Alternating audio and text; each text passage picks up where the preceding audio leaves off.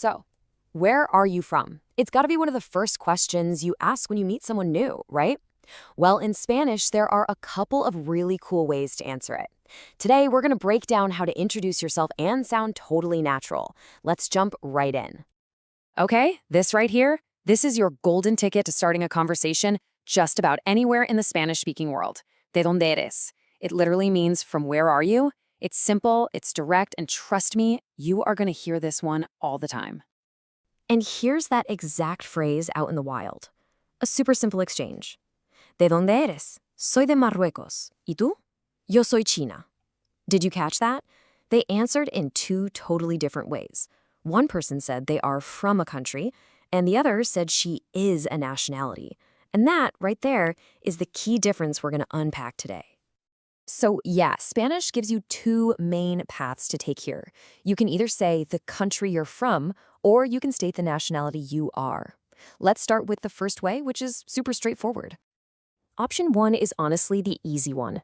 All you do is take soy de, which means I am from, and then you just pop your country on the end. Soy de España. I am from Spain.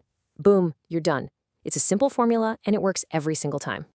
This slide just lays it out perfectly. Look at the left side. Soy de España. I am from Spain. Now look at the right. Soy español. I am Spanish.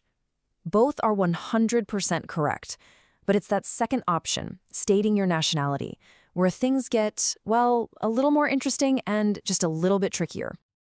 And this is where we get into a really fundamental rule of Spanish. See, nationalities are adjectives, and in Spanish, adjectives have to agree with the noun they're describing. That means we have to talk about gender. This is the golden rule, you guys. The nationality word has to match the gender of the person you're talking about. So if a guy is español, a woman is española. But how do you know what ending to use? Well, there are some pretty clear patterns. Let's check them out. This table basically breaks down everything you need to know. So look at that first row. If the guy's version, the masculine, ends in a consonant, like inglés for English, you just add an A to make it feminine, inglesa. Simple, right? Row 2. If it ends in an O, like Mexicano, you just swap that O for an A, Mexicana. Easy peasy. But here's the best part. Look at those bottom 3 rows. If the word already ends in E, or A, you don't have to change a thing. Canadiense works for men and women. How great is that? Let's just lock this in with a few more examples so you can really see the patterns. Francés becomes francesa. Alemán becomes alemana. You see it, right? Ends in a consonant, so you add an A. Now look at brasileño. Ends in O, so it changes to brasileña. Seriously, once you see these patterns, it just clicks. All right, so you can say where you're from. Awesome. What's the next logical step in a conversation? Well, it's usually about what languages you speak. So to ask what languages do you speak, you'd say, ¿Qué lenguas hablas? And to answer, you just use the verb hablar. You say, hablo, which means I speak, and then just say the language. Hablo español. And here are some of the heavy hitters you'll probably want to know. Español, inglés, francés, alemán, chino, portugués, árabe, and italiano. A pretty good starter pack for your vocabulary, right? Okay, lean in for this one, because this is a pro tip that's going to make you sound way more natural. In Spanish, you do not say, I speak the Spanish. You just drop the el or la. So it's never hablo el español. It's simply hablo español. This is a classic beginner mistake, so getting this right is a huge level up. And check this out. This is a fantastic little shortcut. The name of the language is almost always the exact same word as the masculine form of the nationality. So if you know a German guy is Alemán, then guess what? You also know the word for the German language is Alemán. He is German. Él es alemán.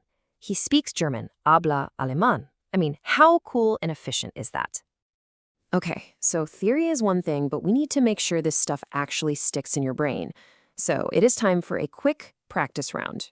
You ready for this? First one's up. We have Él es de Alemania, which means he is from Germany. So how do you switch that around to say he is German? Take a second. That's it. Él es alemán. You got it. All right, let's do another one. Okay, what about this? Ella es de Portugal. So she is from Portugal. How would you say she is Portuguese? Perfect. The masculine form is portugués, which ends in that consonant S. So for the feminine form, ella, we just add an A on the end to get portuguesa. See? You're totally getting the hang of this. All right, last one. And this one is a little bit of a curveball. Ellos son de Canadá. They are from Canada.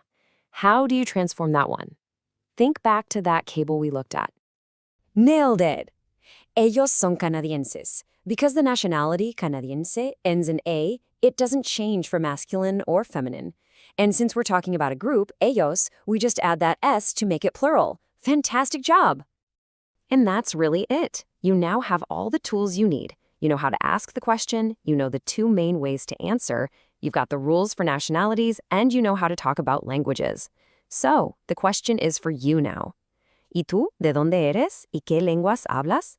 Go on, figure out your answer because you are ready to go out there and use it.